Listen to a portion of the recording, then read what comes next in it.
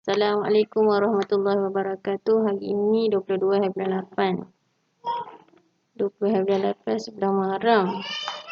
21, 12, 22, 13 Muharram. 1443 Hijrah. 5:43 petang. Aku dulu. Okey. Muka surat 58. Berilah hak badan dan jiwa. Okey, siapa nak baca? Aku. Duduk.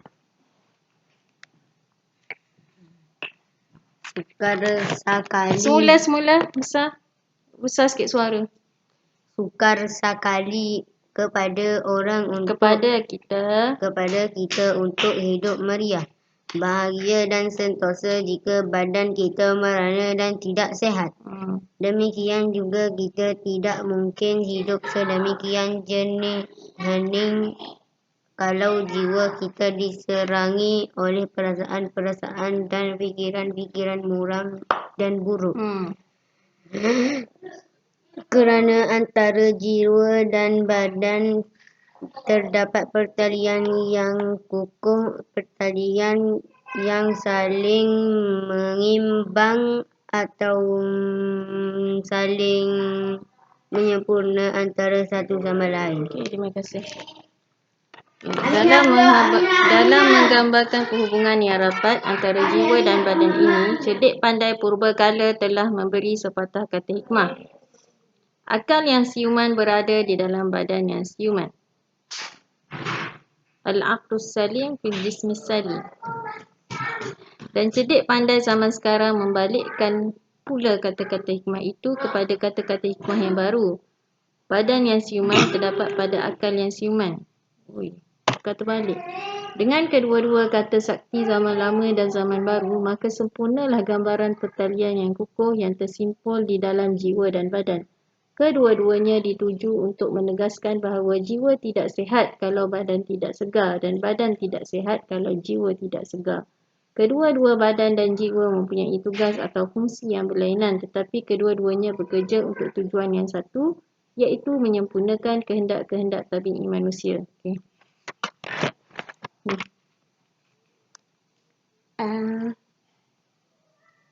Di samping.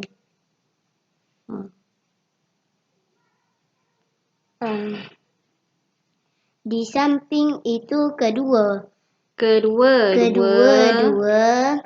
badan dan jiwa itu ada pula masing dua. Tak, kalau jumpa gini baca dua kali. Masing-masing dua hak dan masing-masing tuntutan yang harus dipenuhi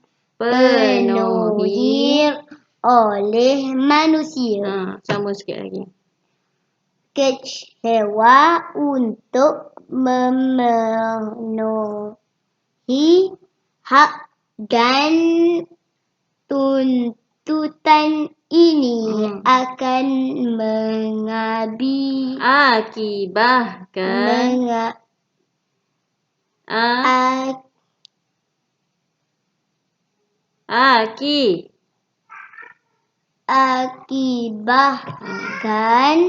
kepincangan. Apa kau turun tu naiklah.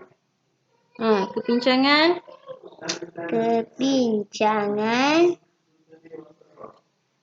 hidup yang berbagai belik sebaliknya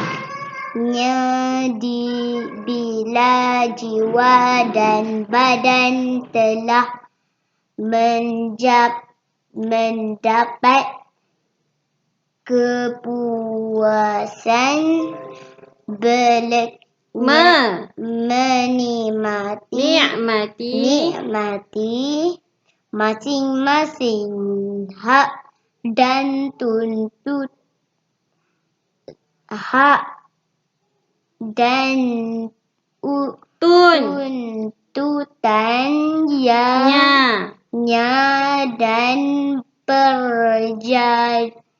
dan perjalanan berjalan. De. Dengan seimbang, maka di sana lahirlah kejernihan dan kedamaian hidup yang dicari manusia. Okey, terima kasih. Okey, boleh pergi ya. Main-main, lepas tu cukup masa pergi mandi petang. Guna. Tak guna lagi.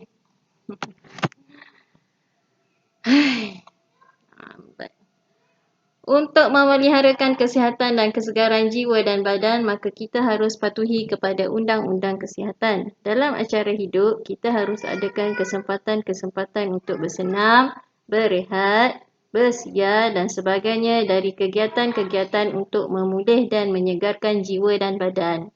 Kita tidak mungkin bekerja terus-menerus seperti mesin yang tidak bernyawa.